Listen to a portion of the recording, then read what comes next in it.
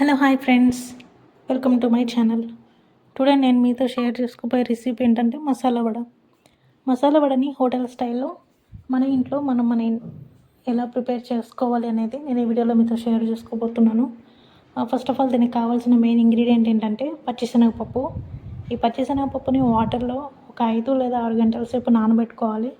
And తర్వాత మనం ఒక మిక్సీలోకి లేదా గ్రైండర్లోకి తీసుకొని గ్రైండ్ చేసి ఇక్కడ నేను చూపించిన ఫామ్లో వచ్చేలా చూసుకోవాలి.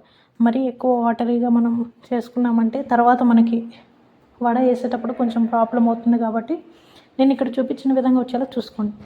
తర్వాత మనం తీసుకున్న ఈ పిండిలోకి క్లీన్ చేసి కట్ చేసి పెట్టుకున్న కొంచెం కరివేపాకు, కొంచెం కొంచెం కొత్తిమీర, కొంచెం కరివేపాకు, తర్వాత కొంచెం అల్లం పేస్ట్, అచ్చపచ్చగా దంచి పెట్టుకున్న కొంచెం అల్లం, ఆ తర్వాత కొంచెం 2 లేదా 3 కట్ చేసి పెట్టుకున్న పచ్చిమిర్చి, తర్వాత కొంచెం సాల్ట్ అండ్ అంటే సరిపోయేంత క్వాంటిటీకి తగ్గట్టు కొంచెం సరిపోయేంత సాల్ట్ యాడ్ చేసుకోవాలి.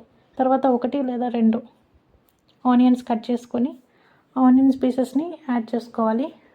ఇప్పుడు మనం యాడ్ చేసుకున్న ఈ మిక్స్ అంతా కూడా పిండిలో బాగా కలవడానికి నేను ఇక్కడ చూపించిన విధంగా హ్యాండ్ తోటి పైనుంచి కిందకి మొత్తం ఇలా మిక్స్ చేసుకోవాలి.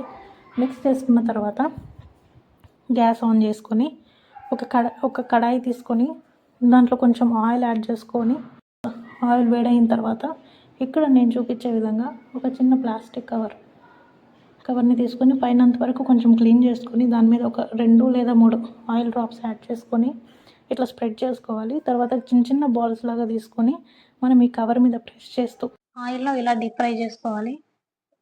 డీప్ ఫ్రై చేసుకున్న తర్వాత 2 సైడ్స్ కూడా ఇట్లా బ్రౌన్ కలర్లో వచ్చిన తర్వాత దీనంతటిని ఒక ప్లేట్లోకి మనం ట్రాన్స్ఫర్ చేసుకుంటే ఎంతో టేస్టీకరమైన and hotel style masala vada ready.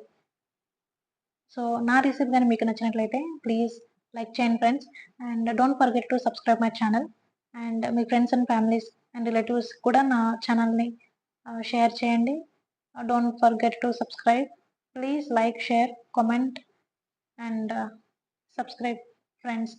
And మీరు కూడా ట్రై చేసి ఎలా ఉందనేది నాకు కామెంట్ సెక్షన్లో తెలియజేయండి.